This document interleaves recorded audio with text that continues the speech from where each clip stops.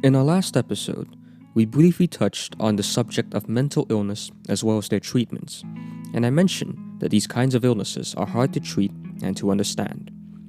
Now this week we'll be expanding on this, but before that, I want you to keep this one question in the back of your mind throughout the episode. The question is, are mental illnesses illnesses? As you listen along, try to come up with an answer, and we'll revisit this soon. One of the things that is absolutely crucial to medicine, psychology, and science in general is the existence of a working model. When I say model, I mean the way we conceptualize and represent certain ways something functions. As scientists, as clinicians, we need a good model that explains why a certain illness happens, what its effects are, and most importantly, how to cure it.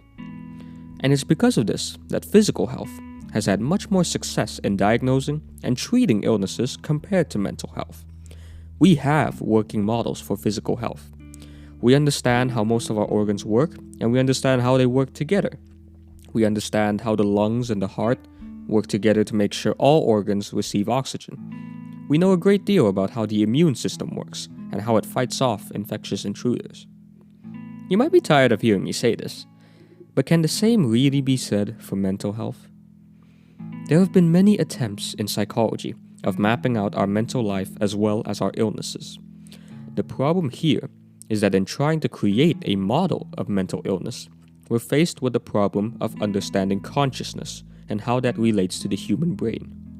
The human brain is, as far as we know, the most complex system in the universe by a very large degree.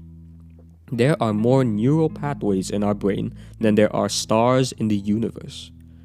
Think about that for a second. You're one of the most complex things in this universe.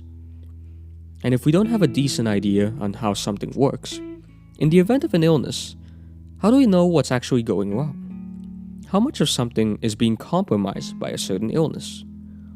And there's the case that we don't quite know how the brain works. We like to think of the brain as a computer, but it's actually even more complex than that. The plasticity of the brain, its capacity to shift brain function from one region of the brain to another, is something we're still struggling to understand. It's the equivalent of shooting a hole through a computer CPU and having that computer automatically adjust to have working parts take over the function of the broken parts. And I hope you've noticed something. So far, we've only been talking about the pure biology behind our mental processes. And indeed, science in general tends to reduce concepts down to the objective, to the physical, to the observable. Science is a tool, and that's what it does. But what happens there is that we end up reducing these illnesses down to the physical. In the case of mental life, it's most often reduced to the neurochemistry that happens in our brain. The infamous Sigmund Freud has once said, "In the last analysis, the entire field of psychology may reduce to biological electrochemistry." The currently prevailing model of mental illnesses is that of the neurochemical imbalance.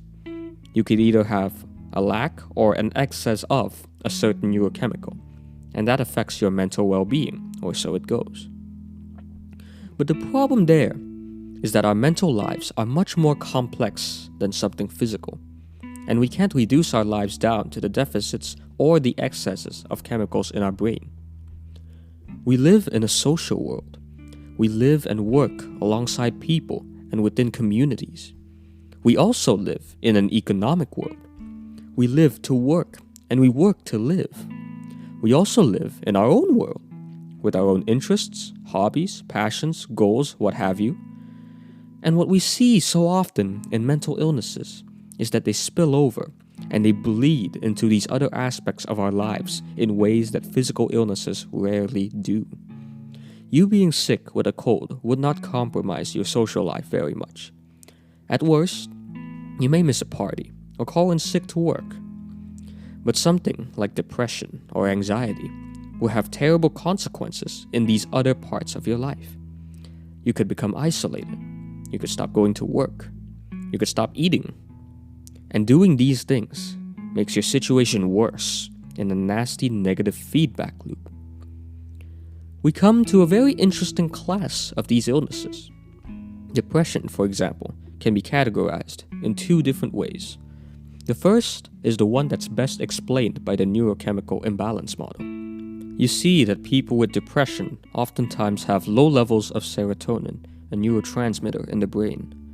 What you'll find with people with this imbalance is that they could lead a relatively happy life, but they would be depressed. The key thing to note here is that their depression isn't brought up by anything other than their neurochemical imbalance. In this example, psychiatric medicine that increases serotonin would do good. This is termed non-congruent, meaning it doesn't match up with their particular circumstance.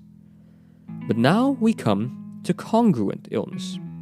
In psychology, congruent usually means that a particular reaction is appropriate for the situation. This is an illness that is consistent with the way your life is playing out. Take someone who's just been laid off from work, who's lost all their friends and family, and has nothing to live for. I'm using an extreme example to get the point across. Depression could very well arise from such a state of life. But at that point, you have to wonder how appropriate this depression is. In this example, it's not like everything's all fine and dandy.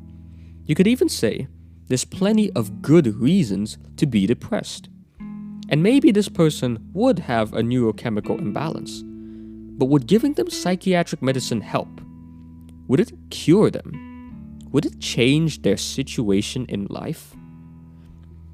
It's here that the shortcomings of psychology and of psychiatric medicine become apparent. We come back to the question posed in the beginning. Are mental illnesses illnesses? When someone has nothing to live for, is their depression warranted? Can we really consider that an illness? When it comes to mental health and mental illnesses, a holistic approach, meaning an approach that takes into consideration all relevant factors, is necessary. Treating physical illnesses isn't as hard as treating mental illnesses because there are simply more factors at play. And these additional factors, the social, the economic pressures, are much more abstract and harder to study. Of course, I say these things with all due respect towards the fields of psychiatry and medicine. As I've mentioned before, we've come a long way in the field of mental health and its medications. It's much better than what we used to have, which was practically nothing. And I'm not claiming that all psychiatrists do is prescribe people medicine with little concern for the needs of their clients. Personally, I've had a psychiatrist help me out without any medications involved. I'm making the point that these other factors are often overlooked by many people who may believe that mental illnesses are merely chemical imbalances in the brain, or who think it's all in your head. I'm making this episode not to demonize medicine or to make light of mental illnesses.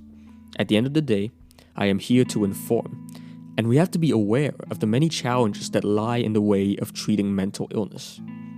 If there's anything you can take away from this episode, it's that we're facing a complex problem, perhaps the most complex problem we're ever going to face. To make a holistic model of mental life that explains mental illness and helps us understand and treat it. That's what we need.